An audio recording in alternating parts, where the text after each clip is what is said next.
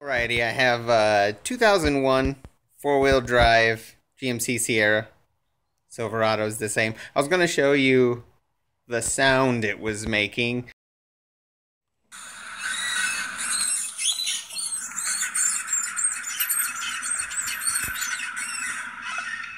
It was making a creaking, squealing sound, almost like, like creaky floorboards mixed with a squealing belt, like it was terrible. But yeah, it did it while the vehicle was under power when you were pressing on the gas, but if you let off the coast, it would go quiet. So kind of tells you it was a driveline issue. I got underneath it, and the sound sounded like it was coming directly from the center of the drive shaft. And I've actually heard a few of them making this noise. So if you've got a floorboard creaking right in the center of your drive shaft, it's probably just the U-joints. Nothing scary. It almost does kind of sound like it's coming from the transmission or somewhere, but it's coming from the drive shaft, U-joints. I'll show you how to get those done. Okay, phase one. Here we go. Pretty truck. Let's go down into here.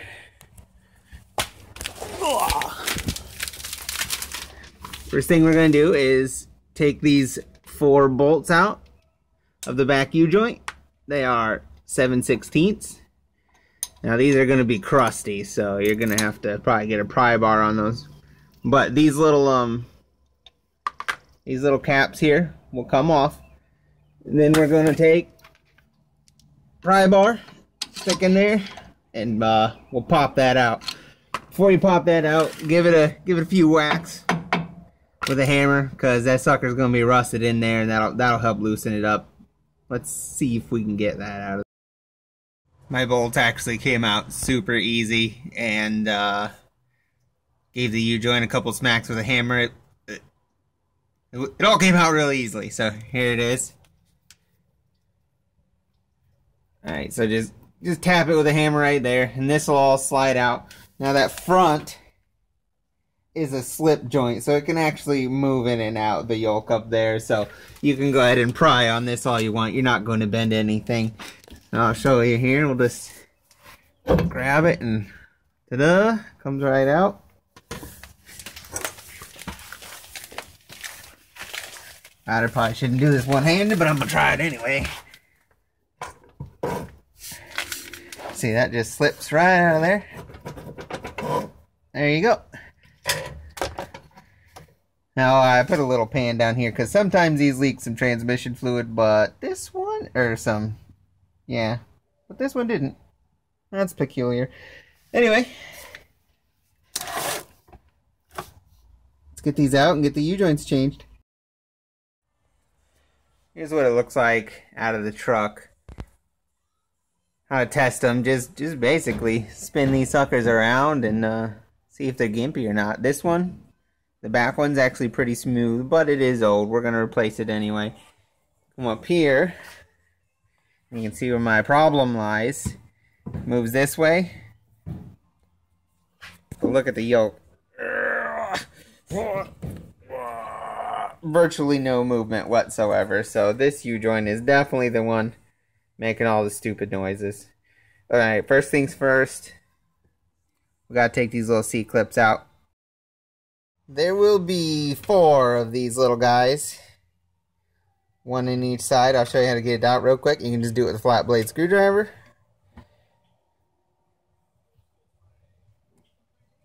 Just kind of wedge it under there.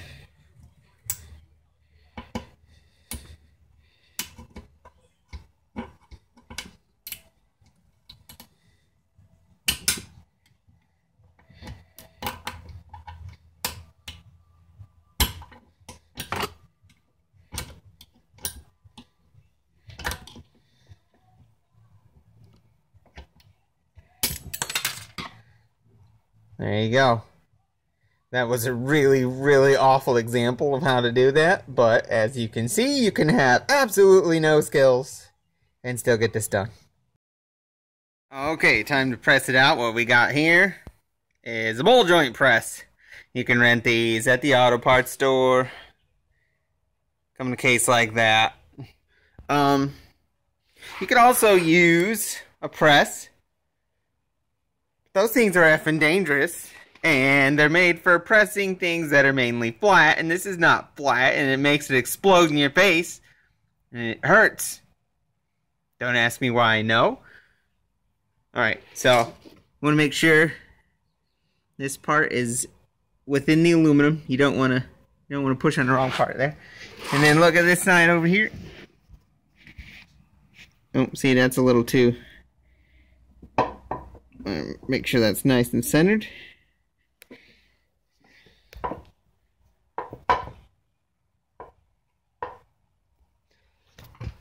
And then all you do is you put a wrench on here, a ratchet, and you turn that to the right.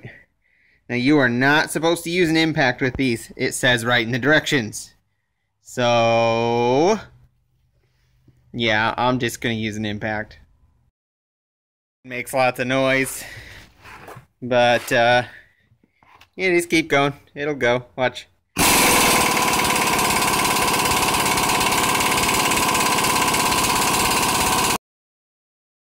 As you can see, went ahead and press that all the way out.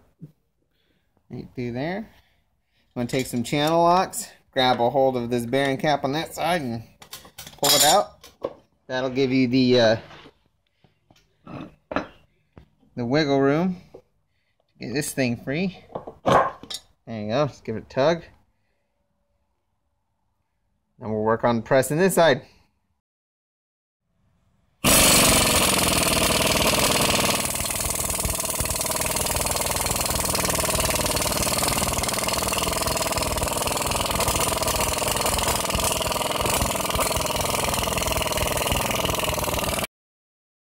Confession time. The caps would get out to about there, and I could not get them out, no matter how hard I tried. And I was getting frustrated, and I think working on cars is all about mitigating one's frustration and trying not to break things. So, I just took an angle grinder and cut the sucker out. And I think I'm just going to do that for the back one too, because I'm going to be honest, it only takes about 35 seconds to cut it out with an angle grinder. And that just seems easier to me. So let's do that on the back one.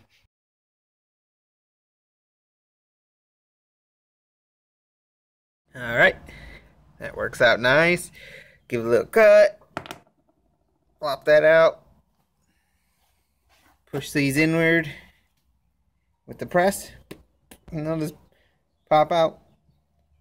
That is way faster. Definitely do that if you have a grinder.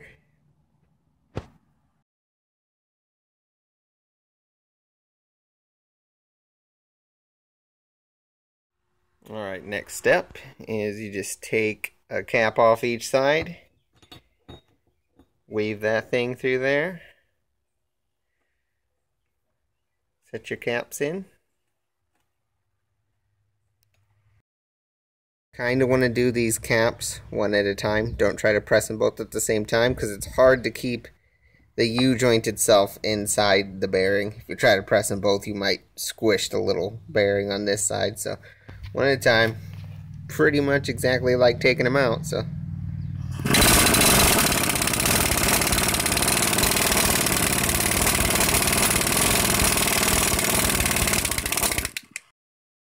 same concept for putting the yoke back in. So you press one side in, right to the retainer ring. Now when you're pressing the second side, guys, kind of make sure that these should go in way more smooth than the old ones came out. Now if you feel a whole bunch of resistance, there's a chance that one of your needle bearings might have fell, and you don't want to bend that up. So make sure that has, you know, good play to it. Obviously you don't want the cap to fall out, but just make sure that's in there. There you go. And then go ahead and push this one in too. And we'll, I'm not going to show you the back one because it's the exact same procedure. Time to install the clips. You're going to need to install these in every end you put in. Both sides. Best way I found to do this is lay the clip on a flat surface. Give it a squeeze. this right here.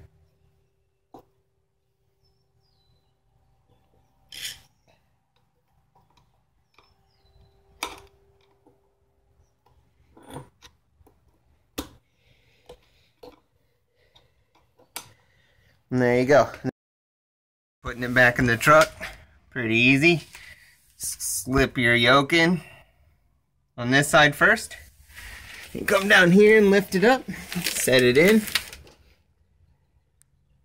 And put your 4 bolts in. Don't forget on this back one to put in your little C-clips here. That holds it from sliding around. Put all your bolts in and we'll take it for a drive. Should be done.